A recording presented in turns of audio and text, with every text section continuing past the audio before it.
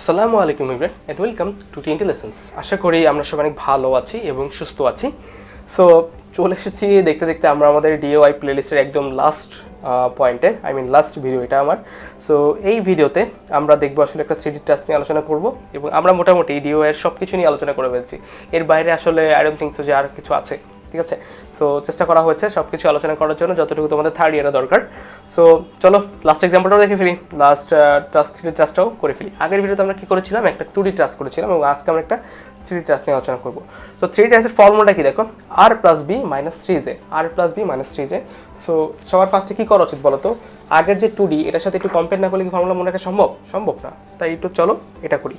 তো আগের ফর্মুলা ছিল dy = r + b - 2j, আর এখানে হচ্ছে কি r + b - 3j, 2 আর 3 এখানেই ডিফারেন্স, বাকি সব কিছু সেম অ্যাজ ইউজুয়াল। আগেরটাতে কি r হচ্ছে এক্সটার্নাল রিঅ্যাকশনস, b হচ্ছে নাম্বার অফ বার্ডস, যে হচ্ছে নাম্বার অফ নোডস, কয়টা নোড আছে আমার এখানে সেটা। এখন এখানে একটা ঝামেলা হবে, কোথায় ঝামেলাটা হবে, আমার ভ্যালু অফ r। আমরা জানি যে যখন কোনো অবজেক্ট 3Dতে চলে যায় তখন তার রিঅ্যাকশনগুলো চেঞ্জ হয়ে যায়। কারণটা কি, আমরা জানি 2Dতে আমরা শুধু দুইটা এক্সিস চিন্তা করি, এক্স অ্যান্ড ওয়াই বা এক্স জেড বা ওয়াই জেড, বাট 3Dতে গেলে তিনটা এক্সিস চিন্তা করতে হয়। তখন যে ফিক্স সাপোর্টটা আছে, ফিক্স সাপোর্টে আমরা জানি ফিক্স সাপোর্ট কী করতে পারে, মোমেন্টকে রিজ করতে পারে। তাহলে তখন কী হয়, F X F Y F Z = 0 হওয়ার সাথে সাথে M X M Y M Z এই বরাবরে কী হয়ে যায়, তার এই যে রিয়াকশনগুলো সে শো করতে হয়। দ্যাটস ওয়াই এই 6টা ইকুয়েশন ফিক্স সাপোর্টের জন্য আমরা পেয়ে যাই।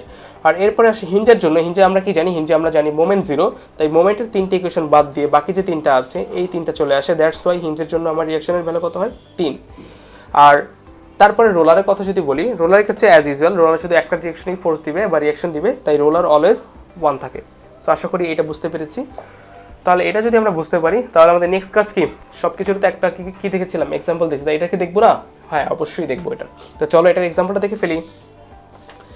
দেখো তোমাদের জন্য একটা সুন্দর করে একটা 3D ট্রাস্ট ড্র করার চেষ্টা করেছি। আমি জানি না বোঝা যাচ্ছে কিনা 3D, আমার নিজের চোখে মনে হচ্ছে এটা 2D, বাট তোমাদের চোখে কী মনে হচ্ছে আমি জানি না, বাট ধরে নাও মনে করো যে এটা 3D, কি আসে যায়, রাইট?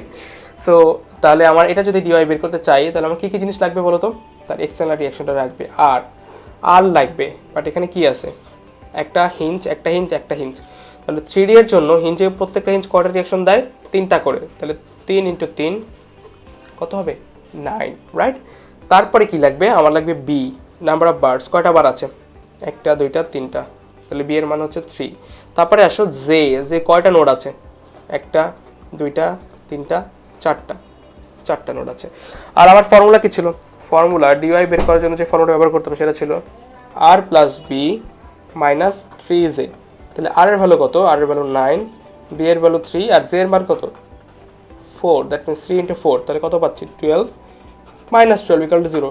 আর এটা কিছু হইলো, যেটা আসলে কি হয়ে গেল, দেখতে পেলাম যে আসলে যে 3D টাস্কটা করলাম সেটা আসলে একটা ডিটারমিনেট টাস্ক, তাই তো? এটা একটা ডিটারমিনেট স্পেস টাস্ক, তাই তো? সো এটাই ছিল এই এক্সাম্পলটা, এবং আমরা আশা করি যে মোটামুটি আমরা ফর্মুলা এবং এক্সাম্পল সব কিছু আমরা বুঝতে পেরেছি। তারপরও যদি তোমাদের কোনো ডাউট থাকে তোমরা কিন্তু অবশ্যই আমাদের কমেন্ট সেকশনে বা আমাদের ওয়েবসাইটের আমাদের যে পেজ আছে, ফেসবুক পেজ বা গ্রুপ আছে, সেখানে তোমরা জানাতে পারো। So that's all for today. ভালো থেকো, সুস্থ থেকো, ধন্যবাদ সবাইকে, আসসালামু আলাইকুম।